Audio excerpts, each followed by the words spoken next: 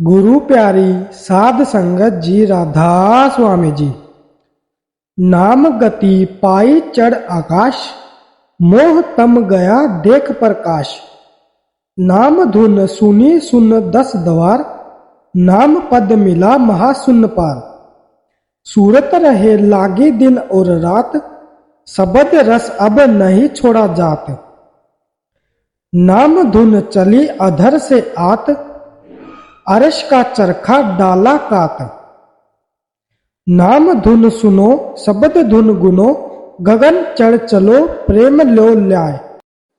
स्पष्ट है कि स्वामी जी महाराज ने आंखों के पीछे अंदर सुनाई देने वाली ध्वनि और दिखाई देने वाले प्रकाश को ही परमात्मा की प्राप्ति का एकमात्र साधन माना है। आपने इस ध्वनि को ही शब्द, वाणी, अनहद शब्द और नाम आदि कहकर पुकारा है। केवल स्वामी जी महाराज ने ही नहीं, बल्कि संसार में अलग अलग समय और स्थानों में आने वाले सभी पूर्ण संतों ने इस ध्वनि, शब्द, वाणी, अनहद शब्द या नाम को ही परमात्मा की प्राप्ति का एकमात्र साधन माना है। कुछ महात्माओं ने केवल शब्द की धुन को पकड़ने का, कुछ ने शब्द के प्रकाश को पकड़ने का और कुछ ने धुन और प्रकाश दोनों को पकड़ने का संकेत दिया है। पर परमात्मा की प्राप्ति के लिए सभी पूर्ण संतों ने केवल इसी साधन का उपदेश दिया है। कबीर साहिब की वाणी है, पूरब जन्म हम तुम्हारे सेवक, अब तऊ मिटिया न जाई। तेरे द्वारे धुनी सहज की, माथे मेरे दगाई। दागे होही सूरन माही, जूही बिनु दागे भगी जाई। साधु होई सुभक्ति बछाने, हरि लय खजाने पाई। आप कहते हैं कि हे प्रभु, हम इस रचना में जन्म लेने से पहले ही तेरे सेवक हैं। हम तेरा अंश है और आदि काल से हमारे अंदर तेरी प्रीति समाई हुई है। राज दरबार की ओर से चुने गए घोड़े को दागा जाता है और उस पर शाही मोहर लगाई जाती है। इसी प्रकार इस बात की निशानी के तौर पर कि हम सचमुच तेरे सेवक हैं, तूने हमारे मस्तक पर अपनी दरगाह से आ रही सहज धुन की मोहर लगाई हुई है। अब तऊ मिटिया न जाई। शाही दरबार द्वारा दागे गए घोड़े का दाग का निशान कभी नहीं मिटता। हमारे मस्तक में तेरी निशानी की यह धुन, यह आवाज भी अमिट है। केवल दागे हुए घोड़े ही युद्ध में सूझते हैं, उसी प्रकार केवल उस धुन का सहारा लेने वाले जीव ही सच्ची भक्ति के संग्राम में जूझ सकते हैं। जो लोग इस धुन के बिना भक्ति की रणभूमि में उतरते हैं, वे बिना दागे घोड़े की तरह भगोड़े हो जाते हैं। वे कभी भी मन से लड़ाई जीतकर दुर्धाम नहीं पहुंच सकते। परंतु जो सच्चे साधु या भक्त तेरी ओर से खुद निश्चित की गई इस भक्ति द्वारा मन के विरुद्ध जूझते हैं, उनको तू अपने खजाने में डाल लेता है। उनको जीवन का युद्ध जीतकर तेरे साथ मिलाप का इनाम मिल जाता है। आंतरिक ध्वनि और प्रकाश का जिक्र करते हुए गुरु नानक देव जी कहते हैं, घर भीतरी घरु गुरु दिखाइया, सहजी रते मन भाई। मनु बैरागी रतऊ बैरागी, शब्दी मनु बेदिया मेरी माई।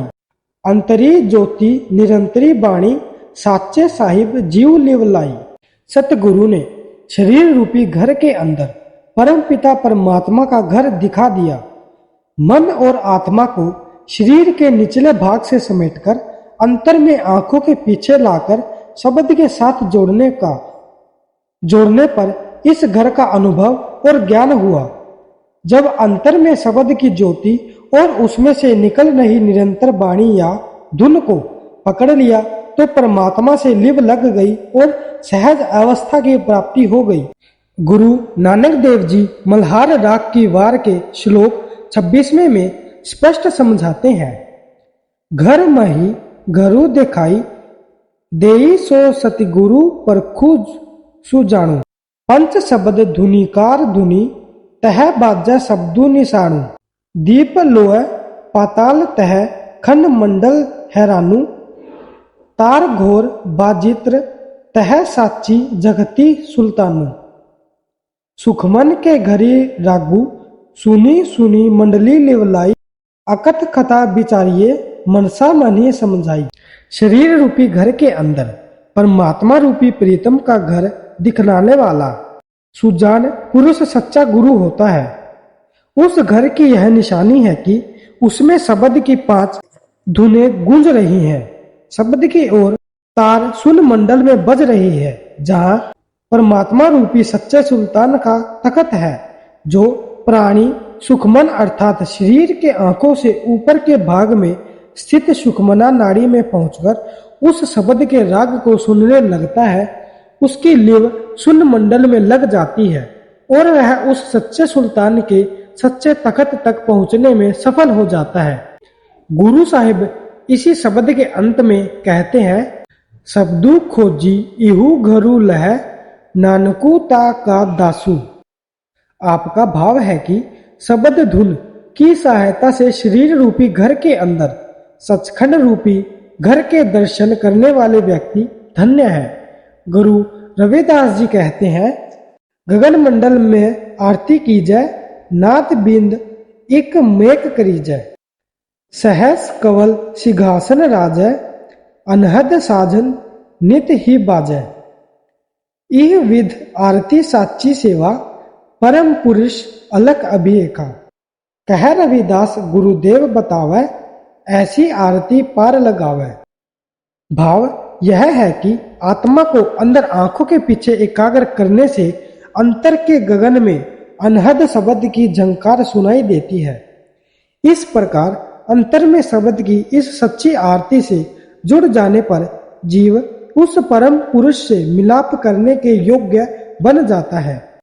सूफी दरवेश हजरत शाह नियाज कहते हैं कि सारे संसार में वह आवाज गूंज रही है, तू उसको सुनने के लिए अंदर के कान खोल। आंतरिक कान खोलने पर तुझे वह अखंड धुन सुनाई देगी, जिसके सहारे तू मौत की सीमा के पार चला जाएगा। हमा आलम पुर अस्त अज आवाज, लेक दरहाए गोशे खुद कुन बाज। बिसनवी यक कलामे ला मकतू अज हसुओ फना बुवज मरफूज। आपका भी यही भाव है कि परमात्मा की दरगाह से आ रही शब्द की अंत अविनाशी आवाज ही परमात्मा की दरगाह में पहुंचने का एकमात्र साधन है। संसार के सभी धर्म स्थानों में किसी न किसी रूप में जोत जलाई जाती है और घंटे, शंख, नगाड़े आदि की आवाज पैदा की जाती है। जैन, बौद्ध और हिंदू मंदिरों में जोत जलाई जाती है और शंख तथा घंटे बजाए जाते हैं। ईसाइयों के गिरजों में भी पूजा शुरू करने से पहले घंटा बजाया जाता है और अंदर मोमबत्तियां जलाई जाती है। मस्जिदों में मौलवी बाग देते हैं, नगाड़े बजाए जाते हैं और मज़ारों पर चिराग जलाए जाते हैं। परमात्मा के भक्त समझाते आ रहे हैं कि हमारा शरीर परमात्मा का सच्चा मंदिर, गुरुद्वारा, मस्जिद या गिरजा है, जिसके अंदर शब्द की धुन गूंज रही है और शब्द का प्रकाश आ रहा है। हम इसी शब्द की धुन और प्रकाश के जरिए परमात्मा से मिलाप कर सकते हैं। उन्होंने बाहरी घंटे, शंख और जोत का वर्णन आंतरिक ध्वनियों और आंतरिक ज्योति का संकेत देने के लिए किया है। संतों महात्माओं ने बाहर जोत जलाने और शंख या घंटे बजाने को परमात्मा की भक्ति नहीं कहा। बाहरी शंख, घंटे और जोत असल की नकल है। असली ज्योति और असली ध्वनि तो हमारे अंदर है।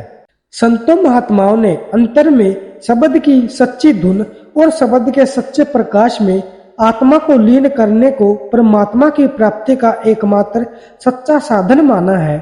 इस साधन को ही संतों महात्माओं ने शब्द नाम, बाणी, नाद, हरि कीर्तन, अखंड कीर्तन, कलमा आदि कहा है और इसी को परमात्मा का हुक्म, अमर, रजा आदि कहकर पुकारा है। इसी को संतों ने अनहद शब्द, अनहद नाद, अनहद बाणी आदि नाम दिए हैं। स्वामी जी महाराज की बाणी में प्राप्त इस शब्द या नाम के तत्वों के संबंध में आगे सविस्तार चर्चा की जाएगी। राधा स्वामी जी।